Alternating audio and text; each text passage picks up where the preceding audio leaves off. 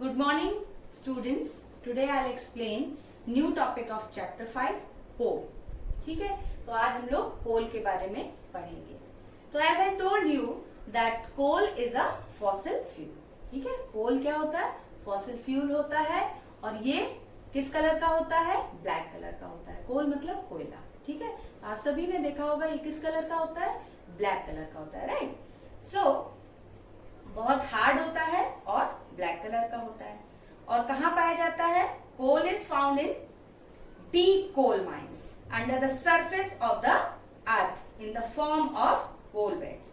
तो coal beds के form में ये जमीन के अंदर बहुत डीप कोल माइंस में पाया जाता है. ठीक है, इंडिया में coal is mainly found in Bihar, Jharkhand, West Bengal, Orissa and Madhya Pradesh. तो इंडिया में ये ज्यादातर कहाँ पाया जाता है? बिहार में, उड़ीसा में, मध्य प्रदेश में, झारखंड में, है ना, वेस्ट बंगाल में. ठीक है, so it is form by gradual decay and compression of remains of plants and trees in the absence of air. तो ये कैसे फॉर्म होता है? ग्रेजुअल डिके और compression of remains of plants and trees in the absence of air. तो air के absence में ये ग्रेजुअल डिके और compression of remains of plants and tree से फॉर्म होता है, right? So the slow chemical process of the conversion of the dead vegetation into coal under the influence of high temperature and pressure is called carbonization, right? तो carbonisation एक slow chemical process है जो कि बहुत high temperature और pressure में जो dead vegetation होता है उसका कन्वर्जन कोल में होता है. ठीक है, तो हम लोग ऐसे भी समझ सकते हैं डेड वेजिटेशन का कन्वर्जन कोल में होता है in the influence of high temperature and pressure. ठीक है, तो ये जो केमिकल प्रोसेस होता है ये कैसा होता है? स्लो होता है. और इस पूरे केमिकल प्रोसेस को क्या बोलते हैं? कार्बोनाइजेशन बोलते हैं, राइट? क्लियर हो गया? Now the next point is mainly coal is made up of carbon. ज्यादातर कोल किससे बनता है? कार्बन से बनता है. ठीक है, but along with it hydrogen, oxygen and small amount of nitrogen and sulfur are also present. तो ज्यादातर कार्बन से ही जो कोल होता है वो कार्बन से ही बनता है, मगर बहुत स्मॉल अमाउंट में इसमें क्या क्या और भी एलिमेंट्स मौजूद होते हैं. कौन कौन से? हाइड्रोजन, ऑक्सीजन और इसमें नाइट्रोजन, सल्फर भी होते हैं. ठीक है, तो क्लियर हो गया आप लोगों को? ज्यादातर कोयला या कोल किससे बनता है? कार्बन से बनता है, मगर इसमें स्मॉल अमाउंट में नाइट्रोजन, सल्फर, हाइड्रोजन और ऑक्सीजन भी होते हैं. ठीक है, in industries coal is used to manufacture coke, coal tar, ammoniacal liquor and coal gas by the process of destructive distillation. ठीक है, तो इंडस्ट्रीज में कोल को यूज किया जाता है Coke, coal tar, ammoniacal liquor और कोल गैस. ठीक है, इनके मैन्युफैक्चर के लिए भी कोल को यूज किया जाता है इंडस्ट्रीज में बाय द प्रोसेस. किस प्रोसेस के थ्रू? Destructive distillation. ठीक है, जब कोल का डिस्ट्रक्टिव डिस्टिलेशन होता है तो हम लोगों को क्या क्या मिलता है? Coke, coal tar, ammoniacal liquor और कोल गैस. तो इंडस्ट्रीज में डिस्ट्रक्टिव डिस्टिलेशन के थ्रू कोल से Coke, coal tar, ammoniacal liquor और कोल गैस बनाया जाता है. ठीक है, destructive distillation is the process of breaking coal by heating it to high temperature in the absence of air. तो डिस्ट्रक्टिव डिस्टिलेशन के प्रोसेस में क्या होता है, कोल को बहुत ही स्ट्रॉन्ग हीटिंग में तोड़ा जाता है इन द एब्सेंस ऑफ, क्या होता है, in the absence of air.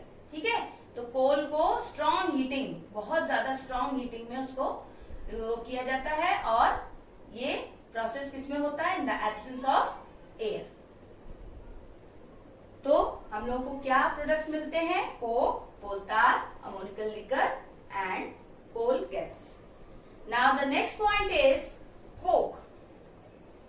Coke is a tough, porous and greyish black substance. तो कोक जो होता है वो कैसा होता है, टफ होता है, पोरस यानी कि छेददार होता है, ग्रेइश ब्लैक होता है। ठीक है, और सब्सटेंस ग्रेइश ब्लैक सब्सटेंस होता है, पोरस होता है और टफ होता है, right. It is obtained by the destructive distillation of कोल। और ये किससे बनता है, डिस्ट्रक्टिव डिस्टिलेशन ऑफ कोल से बनता है, right. Coke is almost pure form of carbon. It contains 98% carbon. तो ये कोक जो होता है वो ऑलमोस्ट प्योरेस्ट फॉर्म होता है कार्बन का, और इसमें 98% कार्बन होता है। ठीक है, तो अब हम लोग देखेंगे what are the uses of coke, right. Coke is an essential raw material for iron and steel industry to heat the furnace। तो फर्नेस का मतलब जो भट्टियां होती हैं उनमें यूज होता है। तो कोक जो होता है वो बहुत इसेंशियल रॉ मटेरियल होता है आयरन और स्टील इंडस्ट्री के लिए, क्योंकि इसको हीट किया जाता है फर्नेस में। ठीक है, now coke is use as reducing agent. Coke को रिड्यूसिंग एजेंट की तरीके से भी यूज किया जाता है in extraction of metals. Metals का जब एक्सट्रैक्शन होता है उन्हीं के ओर से, हाँ, तो कोक को यूज किया जाता है as a reducing agent, right. Now the next one is coal tar. Coal तार is a black viscous liquid and unpleasant smell. It is obtained during destructive distillation of coal.